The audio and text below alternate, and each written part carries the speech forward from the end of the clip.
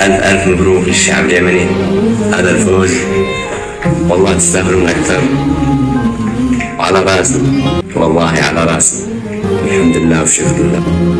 وربك اكرمنا نحن والحمد لله حققنا بطوله، ونحن نلعب مش لاجل انفسنا، نحن نلعب لاجل هذا الجمهور. الحمد لله الله اكرمنا نحن بان نسعدهم، والحمد لله نحن نلعب مشان هذول نفرحهم. الان الله اعلم كيف الناس، حال الناس في اليمن الان هذول هنا مبالغ داخل اليمن، يعني حاجه ما توقعش. الحمد لله والله لك الحمد، وهذا اليوم يومكم عرسكم اهل اليمن، وافرحوا بما شئتم والحمد لله.